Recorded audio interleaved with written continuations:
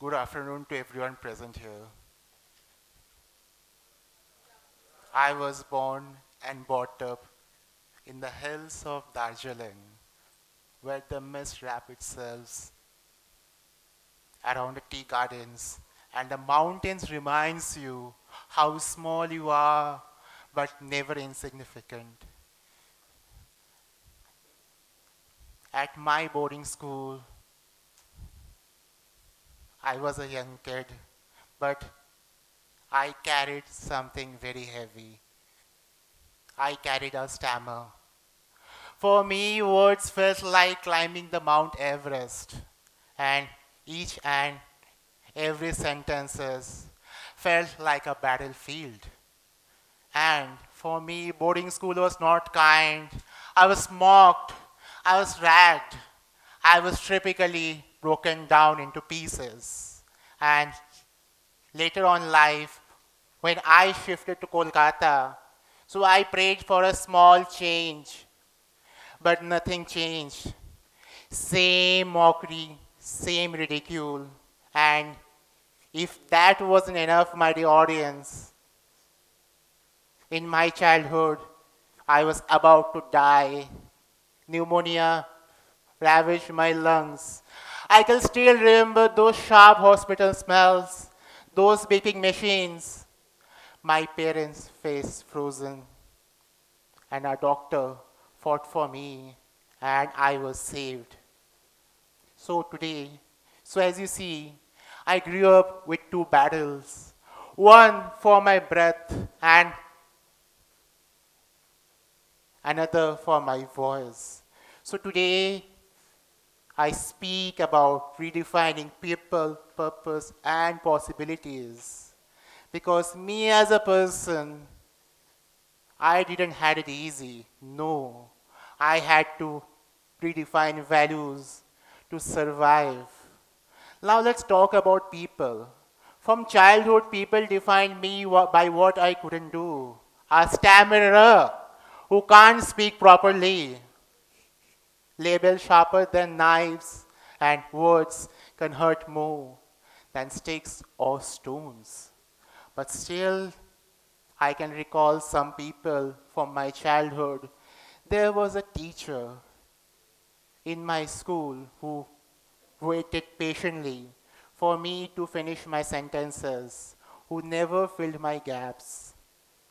There was a classmate of mine who whispered, "Please carry on, I am listening." And their acceptance sparked a realization within me that I don't need to mask myself for whom I am. And this taught me the first powerful lesson, the technique of disclosure. From childhood, I tried to hide my stammering problem. But the fear of people finding it out was suffocating within me. But one day, I realized that if I come up on the room and I say, "Hi, my name is Swarnavo, and I suffer from stammering. Please be patient with me," my fear vanishes.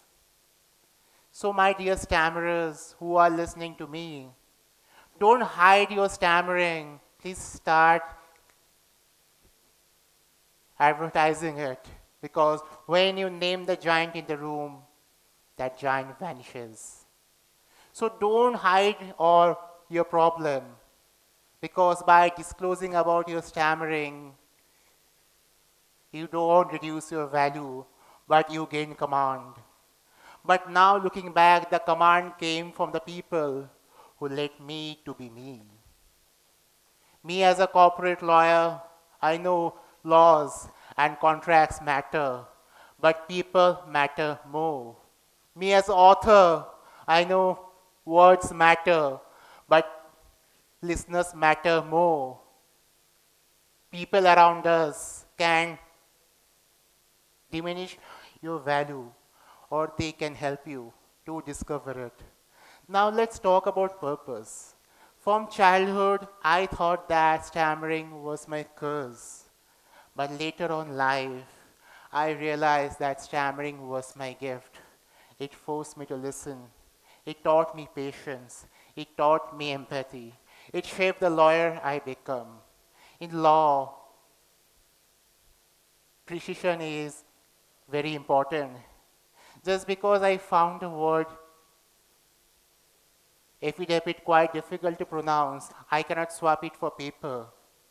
And it taught me the second powerful lesson, the rule of non-avoidance. People like us, when we face a stop on a difficult word, just to sound fluent, we tend to swipe through it.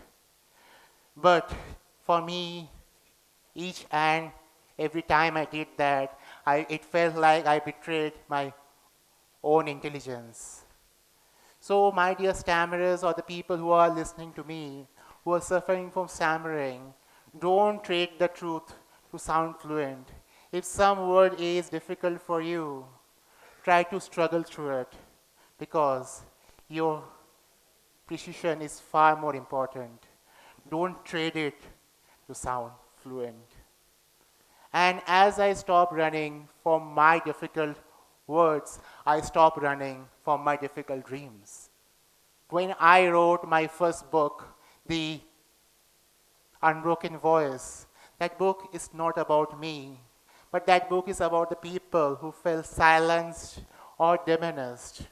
When I built my first startup, that book is startup is not about the wellness products, no, but that is about something deeply rooted into dignity and healing. And the values that our scars are not our weakness, they are our strength.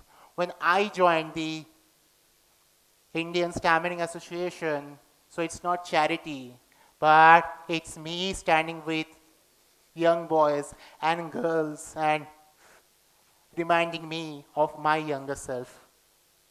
Broken, fragile, but carrying deep potential inside. So, my dear audience, purpose in life doesn't come from success. Sometimes it comes from suffering. My pain gave me my purpose, and I can promise you this. The things that can make you, the things that can break you, those things can make you. Now let's talk about possibilities. Possibilities didn't existed for the kid who tried to sleep in Darjeeling. Possibilities didn't existed for the kid who was mocked at each and every stammered word.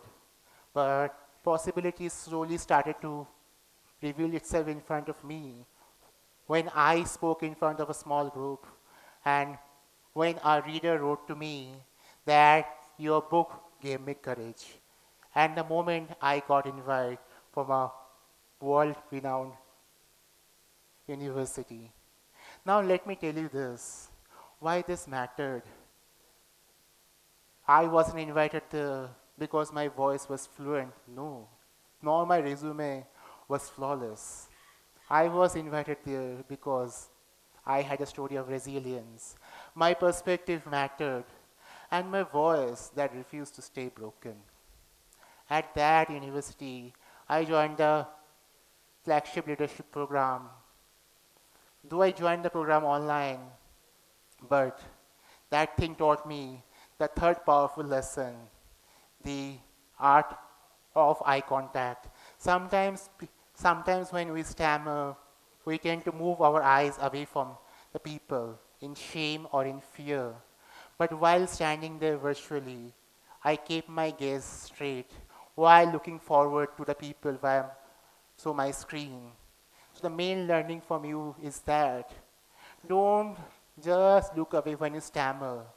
Please try to keep the eye contact, because when you look down, you apologize for your existence.